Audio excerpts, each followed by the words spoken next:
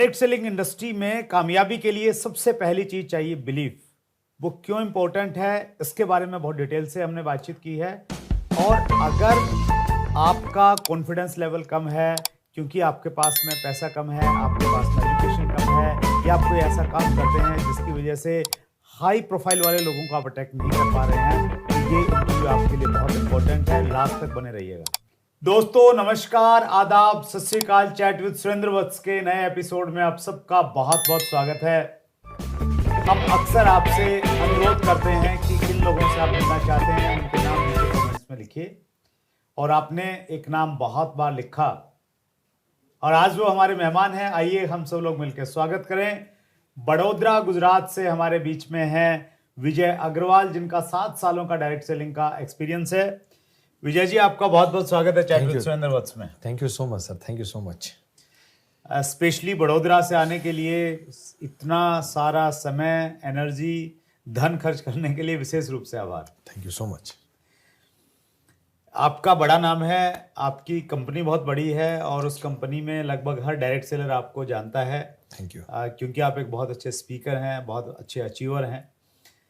लेकिन पूरा हिंदुस्तान विजय अग्रवाल जी की बैकग्राउंड के बारे में जानना चाहता है और वो कैसे डायरेक्ट सेलिंग में आए उसके बारे में जानना चाहता है। तो अब तक का सफ़र बताइए। सबसे पहले तो थैंक यू सो मच, आपने मुझे इनवाइट किया उसके लिए, क्योंकि डायरेक्ट सेलिंग इंडस्ट्री के अंदर एक ये ऐसा प्लेटफॉर्म है जहाँ पे जैसे कहते हैं ना कि किसी मज़हब को देखे बिना उसके उस चीज़ को फील करना, राइट। हवा तो सब जगह बहती है, पर अगर हवा को स्पेशली फील करना होता है तो पंखे के नीचे जाके बैठना होता है।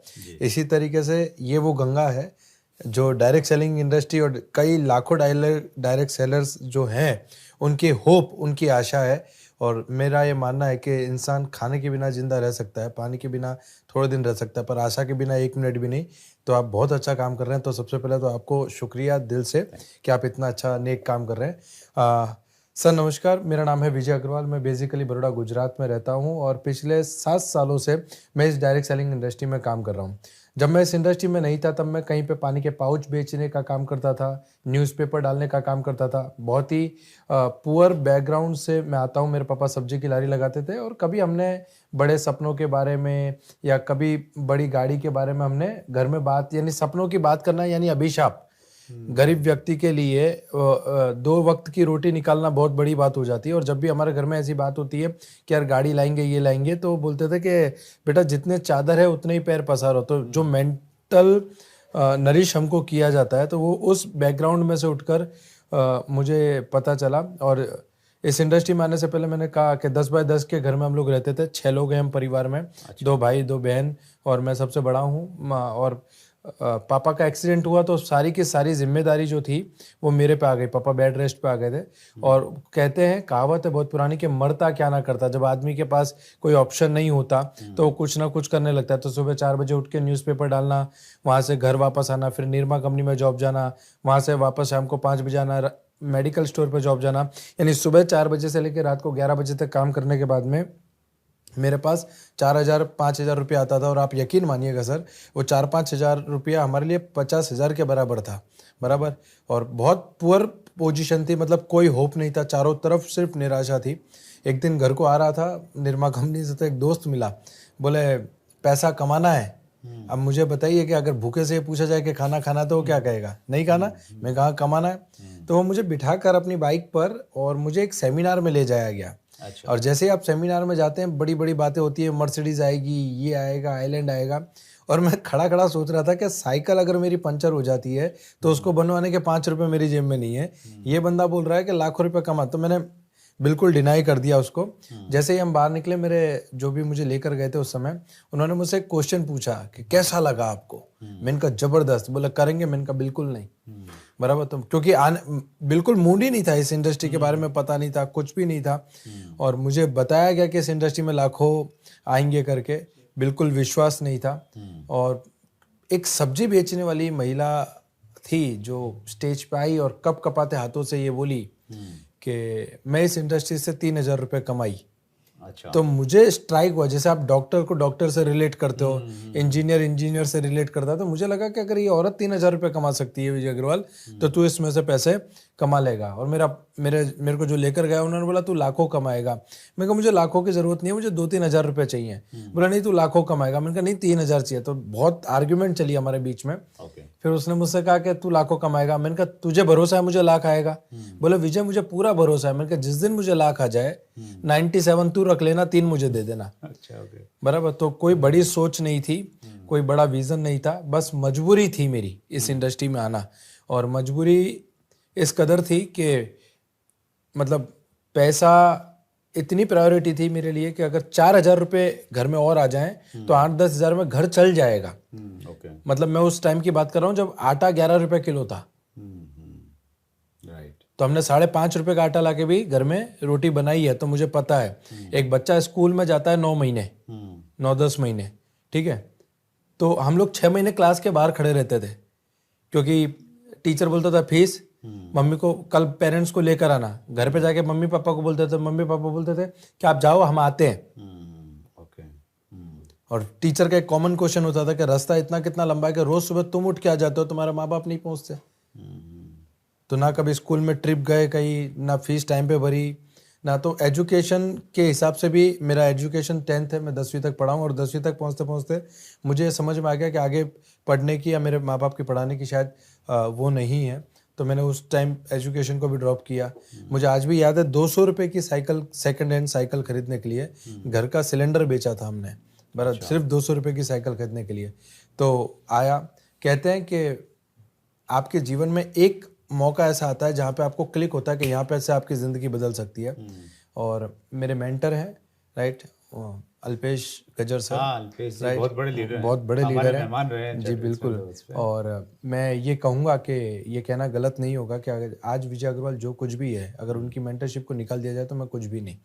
तो उनकी वजह से इस इंडस्ट्री को समझ पाया, इस इंडस्ट्री में काम कर पाया। और आज 7 ईयर मुझे इस इंडस्ट्री में हो गए हैं। और आप लोगों की दुआओं की वजह से एक अच्छे मुकाम और एक अच्छे प्लेटफॉर्म पे काम कर रहा हूँ मैं। That's great, wonderful. Thank you Vijay ji, बहुत इंस्पायरिंग स्टोरी है, आप जहाँ से उठ के आए हैं। मैं आपके बारे में ना कुछ कॉम्प्लीमेंट्स पढ़ना चाहता हूँ जो आपके कमिंग सून के वीडियो पे बहुत सारे लोगों ने किए हैं जी। उससे हमारे व्यूअर्स को भी मालूम पड़ेगा कि कौन उनके सामने बैठे हुए हैं।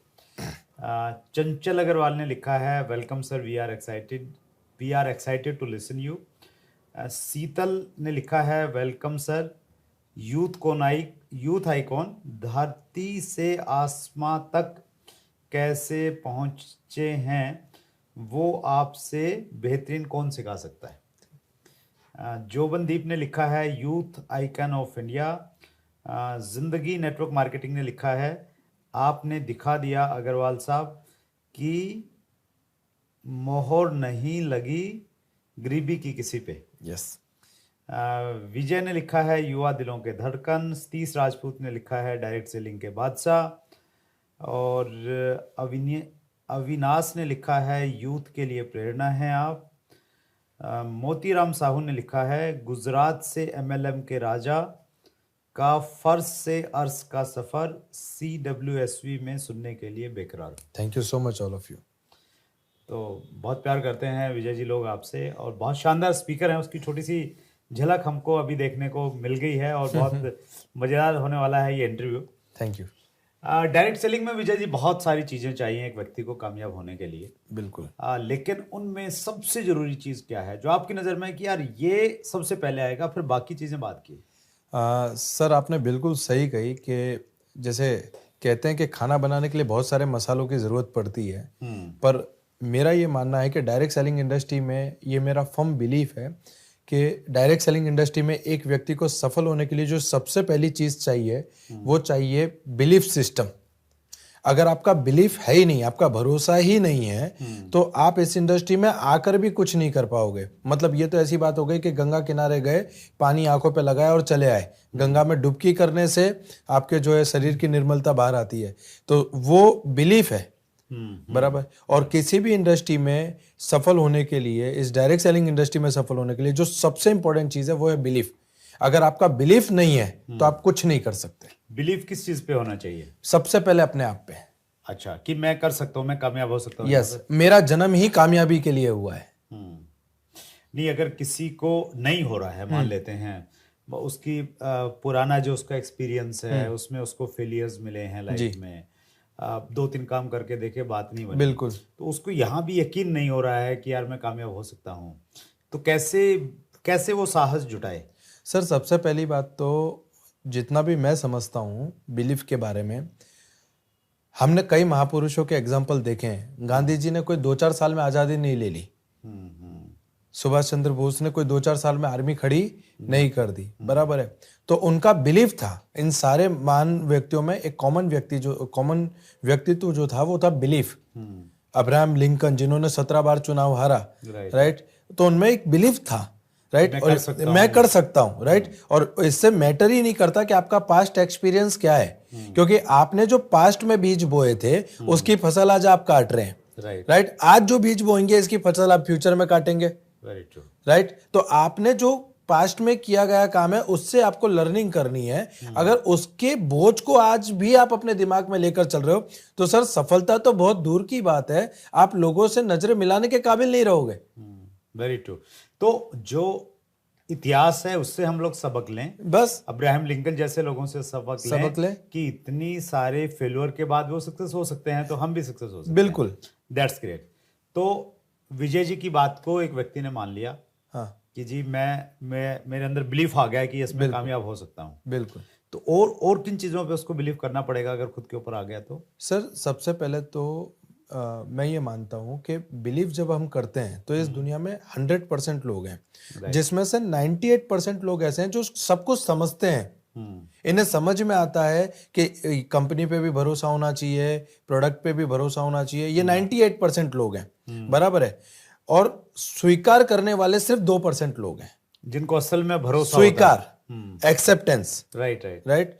98% लोग हैं जिन्हें समझ में आ रहा है कि पैसा है, कंपनी अच्छी है, प्रोडक्ट अच्छे हैं, सब कुछ अच्छा है, वो समझते हैं। पर जैसे ही बाहर निकलते हैं 2-4 लोगों की ना, 2-4 लोगों के ताने, बराबर है, और उनको वो फिर उनसे कोई मिलने भी जाता है कि यार मैं भी समझता हूं इसमें पैसा बहुत है पर क्या करूं। ये जो पर क्या करूं वाला जो शब्द है ना, इससे पता चलता है कि इंसान के अंदर बिलीफ कितना है, राइट। मुझे उन 2% लोगों की हमेशा तलाश रही है मेरी जिंदगी में जो स्वीकार करते हैं, जिन्हें पता है कि अंग्रेज डंडे मारेंगे ना तो चलेगा पर आजादी तो लेनी है, जेल में जाना पड़ेगा चलेगा पर आजादी तो लेनी है। वो भरोसा, वो फर्म बिलीफ, वो इसमें बहुत सबसे ज्यादा जरूरी है, राइट। क्योंकि कामयाबी तो बाद में मिलने वाली है, अभी तो भरोसे के साथ ही चलना है। और आपको अमृत, समुद्र मंथन किया गया था अमृत को पाने के लिए, पर उसमें से सबसे पहले तो विष निकला। मतलब ये बहुत पक्की बात है कि जब भी आप किसी नेक काम को या अच्छे काम को करने जा रहे हैं तो उसमें सबसे पहले आपके अंदर कैपेसिटी होनी चाहिए उस विष को पचाने की, बाद में आप अमृत के हकदार बनते हैं, राइट। आपको अमृत चाहिए और आप विष से अवॉइड कर रहे हैं तो ये तो पॉसिबल है नहीं। और 30 साल का पैसा आप 3 साल में कमाना चाहते तो 30 साल वाले चैलेंजेस भी तो 3 साल में आएंगे। Very true, that's great. बहुत बढ़िया, ये बहुत सही जानकारी दी विजय सर ने। और सबसे पहला गुण आपके अनुसार यही होना चाहिए कि बिलीफ होना चाहिए। बाकी सारी चीजें, लिस्ट बनाना, कांटेक्ट करना, प्लान दिखाना बाद की चीजें हैं, पहले बिलीफ। यहाँ पे मैं आपको एक और चीज जोड़ना चाहूंगा। मैं आपको मेरे बिलीफ का एक एग्जांपल देता हूँ। जब मैं सेमिनार में पॉजिटिव हुआ, मैं सर से मुलाकात हुई, मैंने इस इंडस्ट्री को समझा, तो मैं घर गया। मेरे पापा बाहर बैठे थे। मेरे पापा ने पूछा कहाँ गया था। मैंने कहा पापा एक जबरदस्त जगह गया हूँ और बहुत अच्छा है। पापा ने बोला कि हमको ऐसा कुछ करना नहीं है। मैं बता रहा हूँ बिलीफ की परीक्षा। मेरा यह मानना है कि रणभूमि को जीतने से पहले मन भूमि को जीतना पड़ता है, उसी को मैं बिलीफ कहता हूँ। मेरे पापा ने कहा कि हमें ऐसा कुछ नहीं करना। मैंने कहा नहीं पापा, इस इंडस्ट्री में बहुत कुछ है, आप समझिए। वो समझने को तैयार नहीं थे। और मैं एक बात आपको बताऊंगा यहाँ पे कि हाथी को रिक्शे में बिठाना और घर वालों को समझाना इक्वल है, बराबर है। तो मेरे पापा ने मेरे सामने ऐसे 2 उंगली रखी कि अगर तुझे इस इंडस्ट्री में काम करना है तो बाप नहीं, और बाप चाहिए तो ये इंडस्ट्री नहीं। और आप यकीन मानिएगा मैंने 1 सेकंड में डिसीजन लिया कि मैं इस इंडस्ट्री में काम करूंगा। और मेरे फादर ने मुझसे 1 साल तक बात नहीं की थी। मतलब एक ही घर में रह रहे हैं हम, फिर भी एक दूसरे से बात नहीं की। ये बात मैंने ये इसलिए मैं बताना चाह रहा हूं यहाँ पे, क्योंकि आपको दुनिया में आलू प्याज फ्री में नहीं मिल रहा। आप डायरेक्ट सेलिंग इंडस्ट्री में सफलता पाने निकले हो तो कीमत तो आपको चुकानी पड़ेगी, और वो कीमत है आपका belief system. That's great, wonderful. ये बहुत अच्छी लर्निंग है आपकी स्टोरी से विजय जी, कि अगर आपका भरोसा, देखिए बहुत बार क्या रहता है कि हमारे पेरेंट्स को, घर वालों को ने वो चीज़ नहीं देखी है जो हमने देखी है, जो हम देख के आए हैं। बिल्कुल। तो ये उसी प्रकार की चीज़ हो गई कि जैसे हम किसी आइलैंड पे चले जाएं और वहाँ पे हम एक 20 फुट का आदमी देखें और हम आगे के लोगों को बोलें कि यार एक 20 फीट का आदमी देख के आऊँ, तो लोगों को यकीन नहीं होता है। लेकिन हम देख के आए हैं, तो अगर हम मान लें और फिर उन लोगों को वहाँ पे ले जाके दिखा दें तो शायद उनको भी यकीन हो जाएगा। बिल्कुल, तो ऐसा ही बिल्कुल, हमें डायरेक्ट सेलिंग में करना पड़ेगा। बिल्कुल। उनको दिखाना पड़ेगा कि भैया ये सब कुछ दुनिया होता है। चमत्कार को नमस्कार करती है सर। हाँ, वो दिखाना पड़ेगा चमत्कार बिल्कुल। उसको। That's great. व्यूवर्स के बहुत सारे प्रश्न हैं विजय जी। जी। एक प्रश्न मैं लेना चाहता हूं जो इस समय बहुत जरूरी प्रश्न है। इस समय बहुत सारे लोग MLM में क्रिप्टो करेंसी को प्रोडक्ट के रूप में लेके आ रहे हैं, बिल्कुल। और चूंकि वो है ही पूरा का पूरा मनी सर्कुलेशन टाइप जी। की चीजें हैं, जी। इनकम आती है, लोग दिखाते हैं कि 2 महीने में 2 लाख रुपए आ गए। बिल्कुल। आप कहाँ डायरेक्ट सेलिंग में लगे हुए हो, 2 साल से आपको कुछ मिल नहीं रहा है। एग्री। और कुछ लोग उनसे भ्रमित भी हो जाते हैं, बिल्कुल। कंफ्यूज हो जाते हैं, क्या करूं नहीं करूं। तो ऐसी स्थिति में व्यक्ति को क्या करना चाहिए? और मेन प्रश्न ये है कि आपके अनुसार क्या MLM का क्रिप्टो प्रोडक्ट हो सकता है? सर मेरा मानना ये है कि माँ बनने का प्रोसेस जो है, चाहे वो भारत की महिला हो या अफगानिस्तान की या पाकिस्तान की या ऑस्ट्रेलिया की, माँ बनने का कुदरत ने एक समय निर्धारित किया है 9 मंथ का। राइट। माँ कहीं भी बनेगी, 9 महीने उसको चाहिए। डायरेक्ट सेलिंग इंडस्ट्री में आज की तारीख में पहली बात तो लॉ और रेगुलेशंस ना होने के कारण या उनकी कमी होने के कारण कुछ लोग आते हैं और MLM के नाम पे कुछ भी बेचते हैं। राइट। तो मेरा ये मानना है कि क्रिप्टो करने से बेहतर, बराबर, या क्रिप्टो को अलग तरीके से ना करते हुए, इससे बेहतर है आप जुआ खेल लें। क्योंकि अगर आप जुआ खेलेंगे ना, तो आखिर में जो ऑर्गेनाइजर होता है, जो जुआ खिलाता है, वो आपको, आप सब कुछ अपना हार जाओगे ना, तो वो आपको 100 रुपए देगा घर तक जाने का भाड़ा। बराबर है। पर क्रिप्टो या कोई भी मनी सर्कुलेशन प्लान, उसके अंदर आप ना सिर्फ अपना पैसा खोते हैं, बल्कि आप खोते हैं लोगों का पैसा। और जब लोगों का और अपना दोनों का पैसा खोते हैं, तो उसके बाद में आपके पास कुछ नहीं बचता। और फिर बाद में वही आ जाती है बात जो हमने बहुत पुरानी सभ्यता में सुनी थी कि शेर आया, शेर आया, शेर आया। और लोग, मतलब मैं ये कहता हूं कि पैसा कमाना है ना, तो एक ही रास्ता है, वो है डायरेक्ट सेलिंग इंडस्ट्री। और उसमें भी जितनी जेन्युइन कंपनीज हैं वो, बराबर। बाकी पैसा तो सर दारू के धंधे में भी है। उसमें आप 2 महीने में 2 लाख छोड़ो, 1 महीने में 50 लाख भी कमा सकते हो। क्या आप दारू का धंधा करना चाहोगे? गुजरात में तो धंधा खूब चलेगा। बिल्कुल, बराबर है। तो बंद है वहाँ पे। एक रेपुटेटेड एक फैमिली मैन क्या करना चाहेगा? कतई नहीं। तो आप सोच कर देखिए कि जिस धंधे का भी कोई लो नहीं है, जिस चीज का कुछ वो नहीं है, आप उसको लेकर जा रहे हो, और सिर्फ क्योंकि आपको पैसा मिल रहा है, क्योंकि आपको पैसा मिल रहा है। और मेरा ये मानना है कि मुझे अपने सपनों के साथ खिलवाड़ करने का अधिकार है, पर मुझे किसी और के सपने और किसी और की जिंदगी को बिल्कुल अधिकार नहीं है उसके खिलवाड़ करने का। क्योंकि इसी इंडस्ट्री के अंदर, क्रिप्टो के अंदर, लोग अपनी जमीनों को बेचकर, अपने बच्चों की FD तुड़वा कर अपनी मेहनत का पैसा लगाते हैं। और सर एक सच बात बताता हूँ, जब किसी का भी 1 रुपया जाता है ना, तो हाय निकलती है। तो आप शायद करोड़ों कमा भी लेंगे, पर वो करोड़ों आपके और आपके परिवार के कभी काम नहीं लगे।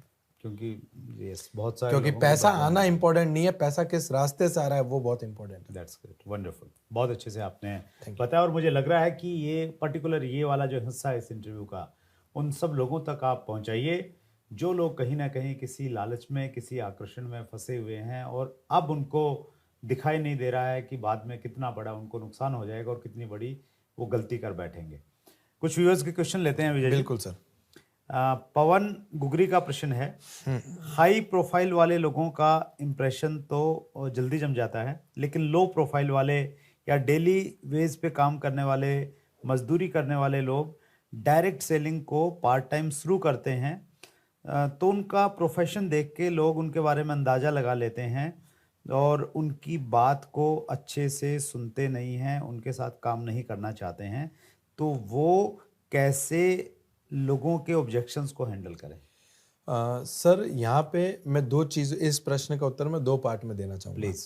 सबसे पहले तो मेरा ये मानना है कि आप अमीर हैं या गरीब हैं या मजदूर हैं, ये जब तक आप नहीं बता रहे सामने वाले को कैसे पता चलेगा, राइट?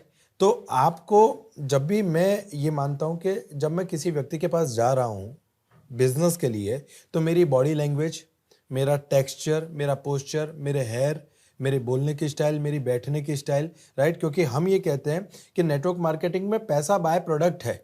आप ये मत देखिए कि विजय अग्रवाल आज कितना पैसा कमा रहा है, आप ये देखिए कि एक पानी के पाउच बेचने वाले को इस इंडस्ट्री ने 7 साल में क्या बना दिया, राइट? तो इंपॉर्टेंट है आपकी वेशभूषा। अगर आप चप्पल पहन के किसी को डायरेक्ट सेलिंग का प्लान देने जा रहे हैं तो वो आपकी बात पे भरोसा नहीं करेगा, राइट? आपकी बॉडी, आप घर पे जाके किसी के आपकी किस बॉडी लैंग्वेज में बात कर रहे हैं या किस बॉडी लैंग्वेज से आप बैठे हैं, आपने जो कपड़े पहन रखे हैं वो कैसे हैं, राइट? तो अमीर लोगों में और गरीब लोगों का कोई फर्क नहीं है। ये इंडस्ट्री वो है जहां पे आपकी पर्सनैलिटी, आपकी बातें, राइट? मेरा एकेडमिक एजुकेशन 10th है, मैं 10वीं तक पढ़ा हूं, पर जब मैं किसी व्यक्ति से बात करता हूं तो कोई जज नहीं कर सकता कि मैं 10th पढ़ा हूं। तो मैंने सबसे पहले अपनी पर्सनैलिटी में डेवलपमेंट किया। मैं संजय नगर करके हमारे वहाँ एक स्लम एरिया था, मैं वहाँ रहता था। तो आप अगर मुझे इस इंडस्ट्री से पहले आप मिले होते तो मेरी लैंग्वेज, जो एक रेडी चलाने वाला या कोई फुटपाथ पे बिजनेस करने वाले की लैंग्वेज कैसी होगी, मेरा सर्कल कैसा होगा, तो आप सोच कर देखिए कि मैंने सबसे पहले यही चैलेंज तो मेरे सामने था, पर मैंने अपने आप को एजुकेट किया। जब मुझे पता चला कि मेरी बॉडी लैंग्वेज ठीक नहीं है तो मैंने सफल लोगों की बॉडी लैंग्वेज को कॉपी किया।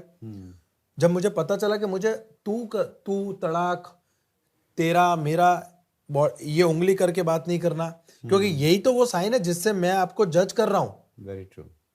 एक सामने वाला आपको जज कैसे कर रहा है, इन्हीं साइंस से तो कर रहा है। आपने पैर पे पैर चढ़ा के बैठे हुए हैं, राइट है, आप देख कहीं रहे हैं, बात कहीं और कर रहे हैं, राइट? पर मेरा ये मानना है कि जब भी आप किसी के पास जाते हो, अगर आप कॉन्फिडेंस के साथ में, अगेन बात यहाँ पे बिलीफ सिस्टम की आ जाती है, अगेन बात यहाँ पे बिलीफ सिस्टम की आ जाती है कि भैया आप 100 करोड़ के मालिक हो, मैं 1 लाख करोड़ की इंडस्ट्री आपको देने आया हूं। तो जब मैं आपकी आंखों में आंखें डाल के मेरी इंडस्ट्री के बारे में, राइट, आपको सही चीज प्रेजेंट करूंगा, मैं आपको सच बता रहा हूं सर, आपका बैकग्राउंड कभी मैटर नहीं करेगा। दैट्स ग्रेट, वंडरफुल, बहुत बढ़िया। कभी और आप मैटर नहीं इसके करेगा। परफेक्ट एग्जांपल हैं Yes. जहां से आप निकल के यहाँ तक आए बिल्कुल। हैं। दूसरी बात इसमें मैं जो कहना चाहूंगा कि लोग, जब मैं ये कहता हूं कि भैया मैं पानी के पाउच बेचता था, पानी पूरी की लारी लगाता था, तो लोग क्या करते हैं, पानी पूरी वाले को, सर ये भी पानी पूरी की लारी लगाते हैं। मैं यहाँ पे एक चीज कोट करना चाहूंगा कि मैटर ये नहीं करता कि वो झाड़ू लगा रहा है, कि पाउच बेच रहा है या पानी पूरी की लारी लगा रहा है। मैटर ये करता है कि जब वो व्यक्ति वो काम कर रहा है, उस काम को करते हुए उस व्यक्ति की सोच क्या है। धीरू भाई अंबानी पेट्रोल पंप अटेंडेंट थे, पर उनकी सोच में रिफाइनरी थी, राइट। मैं पानी के पाउच बेचता था, पर उस समय मेरे सपनों में बड़ी गाड़ी, बड़ा घर, मेरी फैमिली को एक अच्छी लाइफस्टाइल, विदेश यात्रा, ये मेरे जहन में थी। और वो चीज थी, वो एक छोटी सी चिंगारी थी जिसे डायरेक्ट सेलिंग ने हवा देकर ज्वालामुखी बना दिया, राइट है। पर अगर किसी के अंदर चिंगारी नहीं है और आप उसे फूंक फूंक फूंक फूंक फूंक कर रहे हो, तो कितना भी फूंक लो वो चिंगारी कभी बनी नहीं सकती। तो आप किसी के प्रोफेशन को उसको जज मत कीजिए, उसके अंदर वो चिंगारी है या नहीं, उससे उसको जज कीजिए। That's great, wonderful Vijay ji, Thank you. लाजवाब। निखिल का प्रश्न है, 18 से 14 साल के बीच में लोग नेटवर्क मार्केटिंग में आ तो जाते हैं पर काम पे फोकस नहीं कर पाते, उनका फोकस कैसे करवाएं? सर यहाँ पे मैं और आप इस दौर से भी रिसेंटली गुजरे हैं। यस, मैं इस चीज पे ये कहना चाहूंगा कि 18 से 24 साल की एज होती खेलने कूदने और खाने की है, अनटिल और अनलेस आपके माथे पे कोई जवाबदारी ना आ जाए। इस इंडस्ट्री में अंगत की जरूरत है। अंगत का मतलब होता है जो जाके पैर गड़ा दे, राइट? वो पैर इसलिए गड़ा पाया कि पहला तो उसको श्री राम पे बिलीव था कि मेरे प्रभु की हार मैं स्वीकार कर लूंगा, राइट? तो वो अंगत, तो आप अंगत को ना देखिए, आप इनके थ्रू जो रिस्पॉन्सिबल हैं, जो इनके माँ बाप हैं या इनके घर में जो डिसीजन मेकर्स हैं, उनसे जाकर मिलिए, उनको बताइए। और बट क्योंकि इनको क्या है, इनके पास कल को माँ बाप ने कह दिया अरे भैया नहीं करना, तो ओके मम्मी पापा ना बोल रहे हैं, घर वाले नेगेटिव हैं, राइट है, तो ये लोग डिसीजन मेकर है ही नहीं। एक्चुअली नेटवर्क मार्केटिंग में जो डिसीजन मेकर है वो 25-27 साल से लेके 45-50 के जो एज वाले होते हैं, ये लोग डिसीजन मेकर्स होते हैं, राइट है। तो अगर आप 18 के पास जा रहे हो, कोई इश्यू नहीं है, जाइए, पर 18 के पास जाके जो उनके घर में उनके पेरेंट्स है वहां तक आप पहुंचने का प्रयास कीजिए कि भाई यार तुझसे तो मिलके मजा आ गया, तेरे माँ बाप से भी मिलना है ताकि इस इंडस्ट्री के बारे में हम उनको बता सके। क्योंकि एक बात तो पक्की कि बच्चा अगर कुछ करना चाह रहा है, राइट है, अगर आपने उसी को कन्विंस किया तो होगा क्या, वो 2-4 सेमिनार में जाएगा, समझेगा, मोटिवेट होगा, थोड़े दिन करेगा, फिर डूस हो जाएगा। पर अगर आपने जाके जड़ पकड़ ली, मतलब उसके माँ बाप को या उसके पेरेंट्स को या उसके गार्डियंस को, तो होगा ये कि कल को अगर वो नेगेटिव भी हो रहा है या थोड़ा थोड़ा डिम भी हो रहा है तो उसके माँ बाप उसको बैक फोर्स देंगे ताकि वो इसको और आगे डेवलपमेंट की तरफ लेकर जाए। क्योंकि जिम्मेदारी एक वो चीज है, एक वो हथियार है जो आपको किसी भी युद्ध को लड़ने पे मजबूर कर देती है। Great, wonderful, that's great. मैं अंतिम प्रश्न ले रहा हूँ विजय जी। हमारा वीकेंड का प्रश्न है, सर कुछ लोग बोलते हैं कि ये घर घर जाने का बिजनेस है, एग्री, और बस हम ऐसा काम करना चाहते हैं कि कहीं जाना न पड़े, सिर्फ ऑफिस में एक जगह बैठे रहें। सर सच बताऊं मैं आपको तो शायद ये देश का दुर्भाग्य है। शायद ये देश का दुर्भाग्य है। एक व्यक्ति था, उसने ईश्वर से प्रार्थना की कि मुझे कुछ ना करना पड़े, मैं कुर्सी पर बैठा रहूं, लोग आए अपना काम करके चले जाएं और मुझे पैसा मिले। आज वो सुलभ शौचालय में नौकरी करता है, उसे कुछ नहीं करना पड़ता, वो सिर्फ एक चेयर पे बैठा रहता है, लोग आते हैं, अपना काम करते हैं, पैसा देते हैं और चले जाते हैं, राइट है। तो मेरा ये मानना है कि अगर आपको जीवन में बड़ी सफलता पानी है तो 3 दरवाजे हैं। पहला दरवाजा है घर का, जितना जल्दी हो सके उसे छोड़ दो। क्या बात है। दूसरा दरवाजा है ऑफिस का, उसमें सिर्फ पैर लग के और बाहर निकल जाओ। और तीसरा दरवाजा है कस्टमर यानी कंसल्टेंट का, वहां टेंट लगा के सो जाओ। क्या बात है।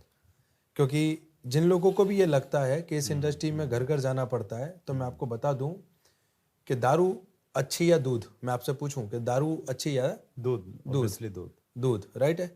पर दारू बेचने वाले को कहीं जाना पड़ता है क्या? नहीं, वहीं आते हैं लोग, राइट, लाइन से लगते हैं। हाँ, लाइन से लगते हैं। पर दूध बेचने वाले को हर रोज सुबह 5 बजे लोगों का दरवाजा खटखटा के देने जाना पड़ता है। तो इम्पोर्टेंट ये है कि आप दारू की दुकान खोलना चाह रहे हैं या दूध की। अगर दारू की दुकान खोलना चाह रहे हैं, मतलब जो भी आप एग्जिस्टिंग काम कर रहे हैं वो कीजिए, पर हम दूध बेचने वालों में से हैं जिसे घर घर भी जाना पड़ेगा, लोगों की हेल्थ भी सुधारनी पड़ेगी और साथ में ताना भी खाना पड़ेगा कि भैया कल दूध में पानी ज्यादा था।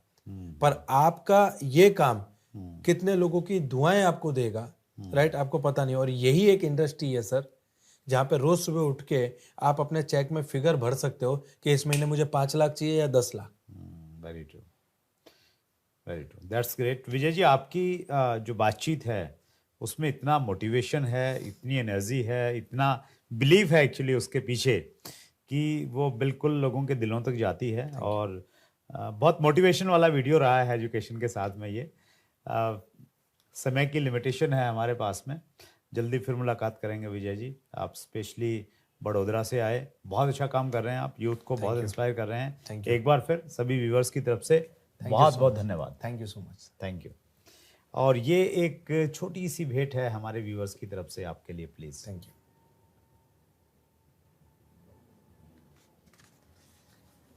सो ये थे विजय अग्रवाल, बड़ोदरा गुजरात से हमारे बीच में आए। बहुत शानदार तरीके से बताया कि किस प्रकार आप बिलीव्स के साथ में इस इंडस्ट्री में आगे बढ़ सकते हैं और बड़े झंडे गाड़ सकते हैं। अगले मंगलवार को रात्रि 8 बजे फिर एक बड़ी पर्सनैलिटी से मुलाकात होगी। अपना ख्याल रखिएगा। बहुत बहुत धन्यवाद।